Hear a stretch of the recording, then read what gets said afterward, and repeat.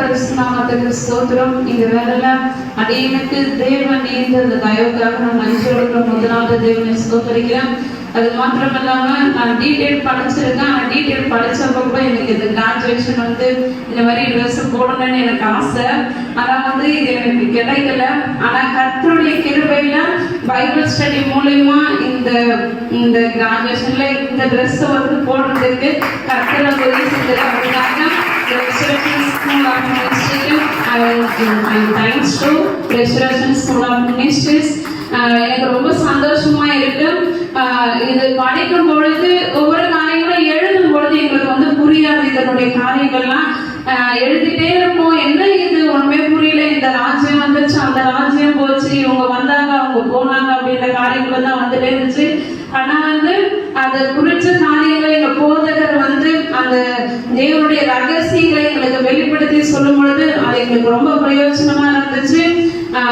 அதே மாதிரி பாத்தீங்கன்னா ஒவ்வொரு டாபிக்லயும் பழைய ஏற்பாடு புத்தகங்கள்ல எல்லா காலங்களையும் நாங்க வாசிச்சிருப்போம். இந்த மாதிரி ஆதாம் ஏவாள் இவங்க வந்தாங்க, இவங்களை படைச்சாங்க, இந்த மாதிரி அவங்களுடைய லைஃப்ல அவங்க வளர்ந்தாங்க, போனாங்க, எல்லாமே நாங்க படிச்சிருப்போம்.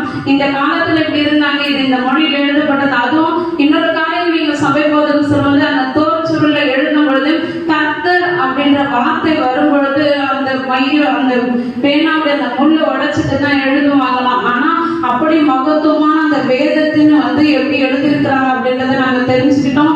அதே மாதிரி நியூ டெஸ்டமெண்ட்ல ஒவ்வொரு காரியத்தை குறித்து பார்க்கும் பொழுதும் அந்த ஒவ்வொருத்தருடைய காரியங்கள் பவுலா இருக்கட்டும், மத்தியில வரக்கூடிய ஒவ்வொரு சீஷத்துவர்களும் காரியங்களும் தெரிஞ்சுக்கும் போது நாமளே இந்த மாதிரி சீஷத்துவத்துல இருக்கணும் அப்படின்ற காரியங்களை தெரிஞ்சுட்டோம்.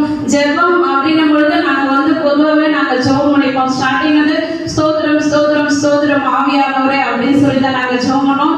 அப்புறம் எங்க ஐயா எங்களுக்கு இந்த வேதத்தின் மூலமா ஸ்டடி பைபிள் மூலமா சொல்லி கொடுத்தாரு, நம்ம அப்படி ஜெபிக்க கூடாது. அதே மாதிரி 5 விதமான காரியங்கள் சொன்னாரு. எப்படி நாம ஜெபம் செய்யக்கூடாது, மாயக்காரரை போல அஞ்ஞானிகள் போல ஜெபிக்க கூடாது, எப்படி நாம ஜெபிக்கணும், நீதிமான்களை போல நாம ஜெபிக்கணும். நம்மளுடைய ஜெபம் எப்படி இருக்கணும், நீண்டதா இருக்கக்கூடாது, சுருக்கமா இருக்கணும். அதாவது நெகேமியா போல எலியா போல நம்ம சுருக்கமா ஜெபிக்கிறத அவர் கேட்பாரு. இந்த காரியங்கள் சொன்னாரு. அதுக்கப்புறம் நம்ம நிருபங்கள் பார்க்க போகும்போது நிருபங்கள் பார்த்தீங்கன்னா நிருபங்கள் மோஸ்டா நாங்க வாசிட்டு கடற்கரை முடிச்சிடுவோம். எங்க பாஸ்டமாவும் எங்க பாஸ்டர் சொன்னதை வச்சு நாங்க வாசி முடிச்சிடுவோம். ஆனா நிருபம் அப்படின்னா 2 கொரிந்தியர் 3ஆம் அதிகாரத்துல 3ஆவது வசனத்துல சொல்லுது, அந்த நிருபமே நாம தான் அப்படின்னு சொல்லிட்டு நாம கிறிஸ்துவினுடைய நிருபமா இருக்கிறோம் அப்படின்னு சொல்லிட்டு அந்த அதிகாரத்தை நான் தான் வாசிட்டே வரேன்.